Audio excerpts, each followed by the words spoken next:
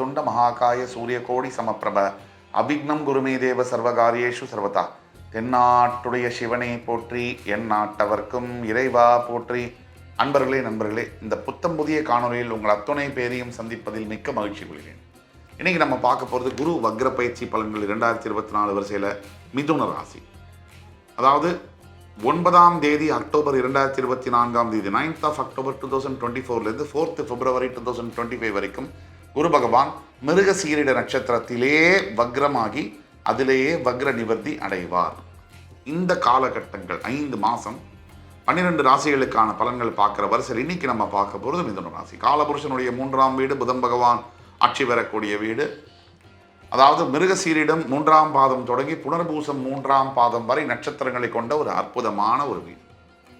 நண்பனுக்கான வாழ்க்கை, எல்லோரையும் நம்புவது, நம்பி ஏமாறுவது பிறவி குணமாக கொண்ட மிதுன ராசி என்பவர்களுக்கு இந்த காலகட்டங்கள் எப்படின்னு பார்ப்போம். பொதுவாக மிதுன ராசிக்கு குரு பகவான் மாரகாதிபதி மற்றும் பாதகாதிபதி. குரு பகவான் மிதுன ராசிக்கு நல்லவர் அல்ல. குரு பகவான் மிதுன ராசிக்கு நல்ல பலன்களை தருபவர் அல்ல. இந்த காலகட்டங்களில் வக்ர கதி அடைகிறார்.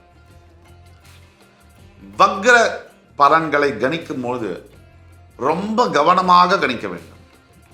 இந்த வக்ரம் அடையக்கூடிய கிரகங்களானது எதிர்மறையான பலன்களை செய்யும் அப்படிங்கிறத ஓரளவுக்கு சொல்லலாம். ரொம்ப துல்லியமாக கணிக்க வேண்டியது. நேர்கதியில் ஒரு கிரகம் இருக்கும் பொழுது கொஞ்சம் கணிப்பது சுலபம்.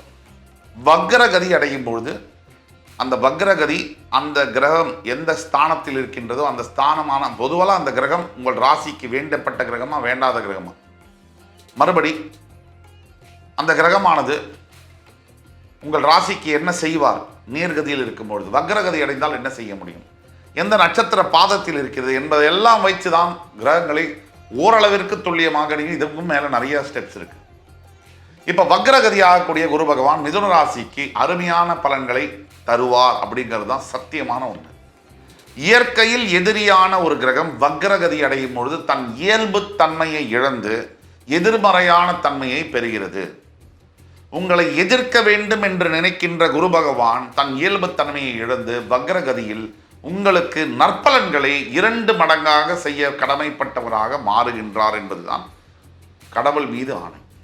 இந்த இடத்துல குரு பகவான் செய்யக்கூடிய ஒரு மிகப்பெரிய விஷயம் என்னன்னா, மிதுன ராசிக்கு எப்பவுமே அடுத்தவர்களை சுலபமாக நம்பி ஏமாறுகின்ற ஒரு குணம் உண்டு. ஆனால் உலகத்தில் பல பிரச்சனைகளை சந்தித்து தன் அறிவின் மூலியமாகவும் தன் உலக ஞானத்தின் அனுபவத்தின் மூலியமாகவும் கடைசியில் வெற்றி கொடியை நாட்டவே செய்வார்கள் இந்த மிதுன ராசி என்பவர்கள்.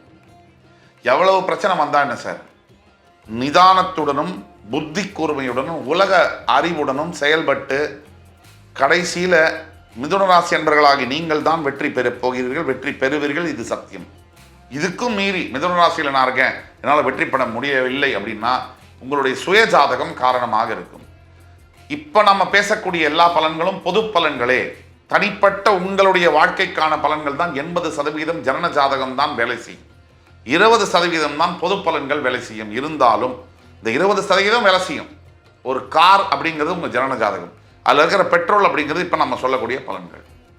உங்களுக்கு உண்மையாகவே உங்கள் ஜாதகத்தில் உங்களுடைய வாழ்க்கையில் என்ன நடக்கும் தெரியணும் அப்படின்னா கீழே கொடுப்புல வாட்ஸ்அப் நம்பரில் எங்களை தொடர்பு கொண்டு ஆன்லைன் அப்பாயின்மெண்ட் பணம் கட்டி பேமெண்ட் பண்ணி ஆன்லைன் அப்பாயின்மெண்ட் பெற்று வரும்போது துல்லியமான பலன்களை கணித்ததாக காத்து கொண்டிருக்கிறோம். அது மட்டும் இல்லாமல் இந்த வீடியோவை தொடர்ந்து பாருங்கள். கடைசியில் இந்த வீடியோவை மறந்துடாமல் சப்ஸ்கிரைப் பண்ணுங்கள். சப்ஸ்கிரைப் பண்ணாதான் எங்களுக்கு அடுத்து மறுபடி இன்னும் உற்சாகமான அருமையான தலைப்புகள், மிதுன ராசியை பற்றி அற்புதமான தலைப்புகள், உங்கள் வாழ்க்கையை நல்ல விதத்தில் எடுத்து போகக்கூடிய, நல்ல இடத்திற்கு உங்களோட வாழ்க்கையை நகர்த்தக்கூடிய விதத்தில் சில அற்புதமான சஜஷன்ஸை கொடுக்க முடியும். ஆக இந்த மிதுன ராசிக்கு மாரகம் மற்றும் பாதகஸ்தானத்திற்கு அதிபதியாக வரக்கூடிய குரு பகவான் உங்களுடைய விரயஸ்தானத்தில் போய் பெயர்ந்திருக்கிறார் மே 1ஆம் தேதி. அதாவது 11ஆம் இடத்திலிருந்து வந்த குரு பகவான் மே 1 2024 அப்புறமா உங்களுடைய 12ஆம் இடம் விரயஸ்தானத்திற்கு பெயர்ந்திருக்கு. அது ரொம்ப நல்ல விஷயம். உங்களுக்கு வேண்டாத கிரகம் உங்களுடைய விரயஸ்தானத்தில் இருக்கிறது யோகம். 6, 8, 12 நமக்கு வேண்டாதவங்க மறையணும், நமக்கு வேணுங்கிறவங்க வலுக்கு பெறணும், நமக்கு எதிரிகள் மறையணும் அப்படிங்கிறது தான் தத்துவம். இப்போ உங்களுடைய குரு பகவான் விரயஸ்தானத்தில் இருக்கார். நேர்கதியில் அவர் விரயஸ்தானத்தில் இருக்கும் போது சில தூக்கம் சம்பந்தப்பட்ட தொந்தரவுகளை ஏற்படுத்துவார். சில அதாவது ஆண் பெண் உறவிலான பிரச்சனைகளில் சில தொந்தரவுகளை ஏற்படுத்துவார். இதுதான் உண்மை. திருமணம் சார்ந்த விஷயங்களில் குடும்பத்தில் பிளவுகளை ஏற்படுத்தியிருப்பார்.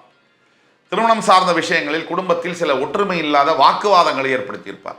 அதெல்லாம் போக்குகின்ற அளவில் மிருகசீரிட நட்சத்திரம், உங்களுடைய எதிரியுடைய நட்சத்திரத்தில் அவர் வக்ரமடைவது இன்னும் சிறப்பு. உங்கள் எதிரி உங்களுடைய எதிரியுடைய இன்னொரு எதிரியுடைய நட்சத்திரத்தில் வக்ரமடைவது கெட்டவன் கெட்டிடில் கிட்டிடும் ராஜயோகம். இப்போ குரு இருக்கிற இடத்த கூட பார்க்குற பார்வைகளுக்கு பலம் அதிகம்னு சொல்லுவோம். அதுதான் உண்மை. உங்களோட விரயஸ்தானத்தில் இருக்கக்கூடிய குரு பகவான் வாழ்க்கையில் பல பிரச்சனைகளை சந்தித்து எல்லாவற்றையும் பொறுத்துக்கிட்டு உங்களுடைய உலக அறிவு மூலியமாக அனுபவத்தின் மூலியமாக வெற்றி பெறக்கூடிய ஒரு ராசி என்றால் அது மிதுன ராசி. பிரச்சனைலாம் கொஞ்சம் நஞ்சம் இல்லை. உங்களுக்கு இருக்கிற உலக அனுபவமும் அறிவும் மற்ற ராசிகளுக்கு கூட அதிகமாக இருக்கும். உங்களுடைய 4ஆம் இடம் என்று சொல்லக்கூடிய கன்னிராசியை 5ஆம் பார்வையாக பார்க்கக்கூடிய குரு பகவான் உங்களோட சுகஸ்தானம், உங்களுடைய நிலம், வீடு, வாகனத்தை குறிக்கக்கூடிய இடம், உங்களோட தாயாருடைய உடல் நலத்தை குறிக்கக்கூடிய இடம், அங்கே குரு பார்வை வக்ரகதியால் விழுவதால் இந்த காரகத்துவம் எல்லாம் சிறப்பு பெறும். ஒரு எடுத்துக்காட்டுக்கு, ஒரு நிலம் வீடு வாங்கக்கூடிய யோசனை இருக்குது அப்படின்னா அதை நீங்கள் கண்டிப்பாக இப்போ நீங்கள் செயல்படுத்தலாம். அக்டோபர் 9 முதல் பிப்ரவரி 4 வரை மிகப்பெரிய வீடு, அசையா சொத்துக்கள் வாங்கக்கூடிய, வாகனம் வாங்கக்கூடிய யோகங்களும் வரும் உங்களுக்கு. அதே மாதிரி மூத்த சகோதரர்கள் மூலியமாக மிகப்பெரிய பலன்கள், அட்வான்ஸ்டு எஜுகேஷன் படிக்கணும் அப்படிங்கிறவங்களுக்கு, ஃபாரின் எஜுகேஷன்லாம் படிக்கணுங்கிறவங்களுக்கு அது சாத்தியமாகும். அதே மாதிரி குரு பகவான் தன்னுடைய 7ஆம் பார்வையால் உங்கள் 6ஆம் இடத்தை பார்ப்பதனால், அதுவும் வக்ரகதியில் பார்ப்பதனால் பல மாதங்களாக ஆண்டுகளாக இருந்து வந்த கடன் சுமை, பணம் சம்பந்தப்பட்ட பிரச்சனைகள், கொடுக்கல் வாங்கல் தகராறுகள் முற்றுப்புள்ளி அடையும். உங்களுக்கு மறைமுகமாக தொல்லை கொடுத்து வந்த எதிரிகளுடைய தொல்லை என்பது இந்த காலகட்டத்தில் அழிந்தே போகும். எதிரிகள் மறைவார்கள். அதே மாதிரி தன்னுடைய 7ஆம் பார்வையால் உங்களுக்கு மிகப்பெரிய ஒரு என்ன சொன்னால், நோய்கள் சம்பந்தப்பட்ட விஷயங்கள், உடல் உபாதைகள், உடலில் இருக்கக்கூடிய அத்துணை பிரச்சனைகளையும் தீர்க்கக்கூடிய வகையில் குரு பகவான் 7ஆம் பார்வை மகர ராசியின் மீது பிரவேசிக்கிறார். அதே மாதிரி அவருடைய 9ஆம் பார்வையால் உங்களுடைய 8ஆம் வீடு ஆயுள் ஸ்தானத்தை பார்க்கக்கூடிய குரு பகவான் ஏதோ அவமானம், அசிங்கங்கள் எல்லாம் சந்தித்து வந்த மிதுன ராசி என்பவர்களுக்கு அதிலிருந்து விடுதலையை தருவார். அதே மாதிரி சில விபத்துகளின் காரணமாக நோய்வாய்ப்பட்டோ இல்லை உடல் பெரிய ஒரு மேஜர் டிசீஸ் மூலியமாக அவஸ்தைப்பட்டு கொண்டிருந்தவர்களுக்கு அதிலிருந்து ரிலீஃபை கொடுப்பார். திடீர் அதிர்ஷ்டத்தை ஏற்படுத்துவார். வெளிநாட்டு சம்பந்தப்பட்ட தொடர்புகளை தருவார். படிக்கணும், கல்யாணம் பண்ணணும், வேலை பார்க்கணும், இந்த 3 விஷயத்துக்காக தான் ஒருத்தர் வெளிநாடு போகணும். இதை விட்டுட்டா இல்லீகலாக தான் போக முடியாது. ஒரு டூரிஸ்டாக போவார் இல்லைடா. ஸோ இந்த மாதிரி வெளிநாட்டில் செட்டில் ஆக வேண்டும் என்று நினைக்கக்கூடிய லட்ச மிதுன ராசி என்பவர்களுக்கு இந்த குரு வக்ர பயிற்சியானது அதை சாத்தியமாகும். ஃபாரின்ல போய் செட்டில் ஆகிறதுங்கிறது ஈஸி இல்லை. ஃபாரின் லைஃப், ஃபாரின் எஜுகேஷன், ஃபாரினில் மேரேஜ் ஆகி ஃபாரினில் ஒரு வேலை பார்க்குறதுங்கிறது அவ்வளோ ஈஸி இல்லை. டோட்டலாக நம்ம நாட்டுக்கும் அந்த நாட்டுக்குரிய சிஸ்டம் வேறு, விசா ப்ரொசீஜரு, அதுவும் இந்தியன்ஸுக்கு அதை கிடைக்கக்கூடிய சாத்தியக்கூறுகள் ரொம்ப டஃப். அப்படிப்பட்ட விஷயங்களை சாத்தியப்படுத்துவார் குரு பகவான். இந்த அக்டோபர் 9க்குள்ள பிப்ரவரி 4க்குள்ள நீங்கள் ட்ரை பண்ணிங்கன்னா மிதுன ராசி என்பவர்களுக்கு யாராவது ஃபாரினில் படிக்கணும், வேலை பார்க்கணும், கல்யாணம் பண்ணி செட்டில் ஆகணும்னு நினச்சிங்கன்னா இந்த காலகட்டங்கள் 5 மாத காலகட்டங்கள் உங்களுக்கு ஒரு வரப்பிரசாதமாக வருகிறது என்றால் அது மிகையில். ஆக நம்ம செய்ய வேண்டிய தீர்வுகள் என்னன்னு பார்த்தா, முதல்ல நம்ம சொன்னோம் குரு பகவானுடைய காயத்ரி மந்திரம் மிக மிக அவசியமானது.